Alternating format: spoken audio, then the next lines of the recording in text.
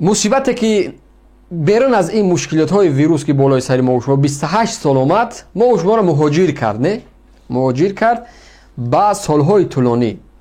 умеде доштем ки хоб 1 сол 2 сол 3 сол, аммо мо шумо дидем ки на, ин чиз 1 сол 2 сол 3 сол не, балки 28 сол шуд. падар ба фарзанд, фарзанд ба фарзанд рафтан мегирад ва инами маргу мурдаву ҷасадҳои беҷони мо шумое ки мебинем, ҳама ин агар ки қазия илоҳӣ боша, дуруст аст марг, аммо чунин пастарин мурдан ира дигар дар сари парвардигор назанин. худованд дар ягон нуқтааш наъузубиллоҳ хуша золим зикр ва баён кардагӣ нест ки мо ӯро парвардигора гунаҳгор бикунем. ин чиз иштибоҳ, билкул иштибоҳ аст. парвардигор дар тамоми вуҷуди худаш ба андозаи зебо худша муаррифӣ мекунад ки банда мега ман ба андозаи раҳмдил ҳастам, ба андозаи меҳрубон ҳастам. пас зулм борои ту чӣ маънӣ дорад? ин зулма овардем болои худмон аз ҷониби парвардигор қиёс кардем. Не, билкул ман хато. ман аслан қабул надорам ки зулме ки болои сари мо шумо биё аз ҷониби парвардигор бошад. худмон зулма қабул кардем. бале. хоб, ҳамин қадар зулм, ситам, шиканҷа, азоб, дард, ранҷ, мусибат боломон мебиё. ҳукумати Раҳмонов як макри бисёр бузург дорад. онамо макр анҷом метиҳад. мо шумо фарқе надорад зулм чӣ зулм аст. фарқе надорад. боз ҳам ташаккуриш мекунем. чанд рӯз пеш ҳукумати Раҳмонов як ҳавопаймое омода кард, як рейсои махсус аз Русия. ба кадом сабаб омад, иш ҳам ҳоли аломати савол аст ки агар ки билкул ҳукумати Раҳмонов тасмим гирифтааст ки омадааст муҳоҷиронро хати хоб ҷасадҳои беҷон бурдааст, дар ин ҳам шакам ҳаст. шояд ба кадом сабаби дигар ҳам сафарҳошон бошад. ба ҳар ҳол масъул ҳастанд, вазифашон аст. набояд ташаккурӣ кард ки ташаккур ба ҷаноби олӣ ки ҳавопаймо равон кард. эй мардум, ташаккур кардан куллан иштибоҳ аст. як роҳбар масъул вазифадор аст дар уҷа. як сафир ба хотири вазифааш 5 сол дар уҷа кор мекунад. як вазир ба хотири вазифааш. лекин пастарин сиёсат, пастарин фаҳмиш дар мо аст ки тамом дастомон пеши бар хуш омадед раис, вазир, раис ҷумҳур, фалони беҳмадонӣ ташаккур ба ту. не, ин чиз иштибоҳ аст. вале мо чиза кардем. ҳавопаймо омад, ҷасадҳои беҷони мо шуморо бурд ва боз ҳам падару модарои ҳамон нафаро биромаданд. ташаккур ба ҷаноби олӣ ки искунед. ташаккур ба ҷаноби олишон ки фарзандони мо шуморо ҷасадҳои беҷоншона овард. як бор фикр кунед.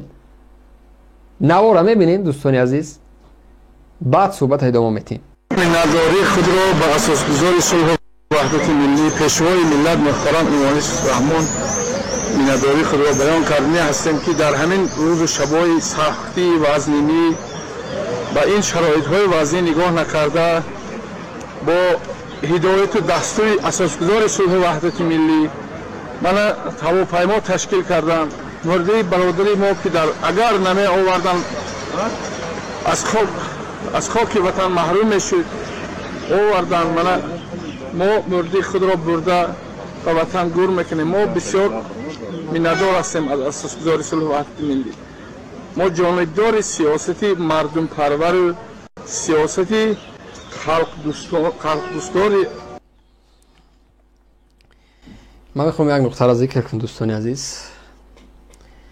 шояд баъзе дӯстон мегӯянд ки хоб ёро бифаҳмем болошон зулм мекунанд.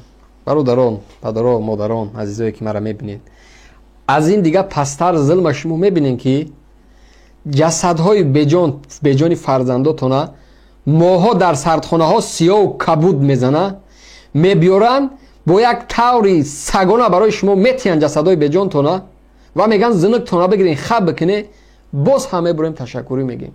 ман дигар намедонам дили ӯ падар чӣ гуна дил аст ва дили ӯ модар чӣ гуна дил аст ва чӣ гуна ин фарзанда тарбияу калон кардааст ки дилиш аслан як зара насӯхтааст ки ман ташаккурӣ мекунам ба ҷаноби олӣ ки фарзанди мара ҷасади беҷоншона овард. мантиқа фикр кунед дар куҷо аст. фарзанди мара ҷасади беҷонша овард, ман мебарам дар хоки ватан гур мекунам. мега эътиқоди мо ту дар зиндагии баъди мурдан хобӣ ё хонаё баъде ки ӯ мурд фарқаш ки дар куҷо гур мешавад? оё ягон мартаба дорад?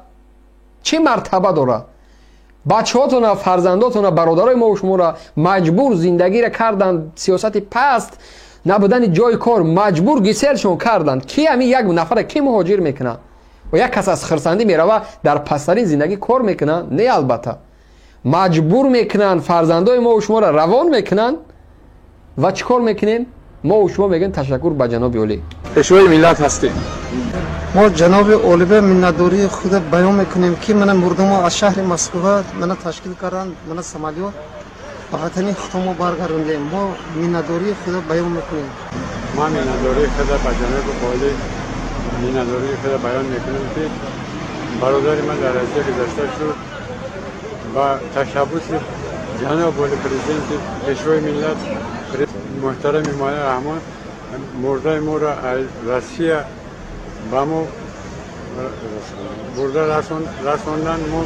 منتظریم اهل و عائله ما قطع هممون که در وطن خودمون گروشون میکنیم هیچ کسی کار کردن نمیتونه جناب هیچ کسی کار کردن نمیتونه که فرزندی به جانی مرا میبره در آنجا گروه چوب میکنیم واقعا دل شعر داشته است اصلا دلش یک ذره نسوخت یک ذره برای همون فرزنده که با یک عذاب شاید با قرض و با هزار آرمان ها کلان کردین با هزار آرمان ها با یک امید روسیه روان کردین شاید فرزند داشت همسر داشت چخش شما ظلم بالاتون باشه اگر واقعا امروز فقط گفتیم مردم ما مظلوم است بیچاره است بیچاره است این همین حالت هم میبینی دردت میکنه که ای هموطن با این اندازه دیگر با این اندازه فرامدن در یک سطح پایان برای فرزندان خودتون که جسداشا میبینید شکرانه میکنین دیگر گپ حرف نیست دیگر حرف نیست اگر هزار در بالای سرت با کمان بزنن اگر با کمان بزنن دیگرش کو دشنام و تاخیرش کو خیر است ولی در این حالت هم بروین جسدای بجان فرزنداتون رو ببینین باز هم تشکری بکنین من نمیدونم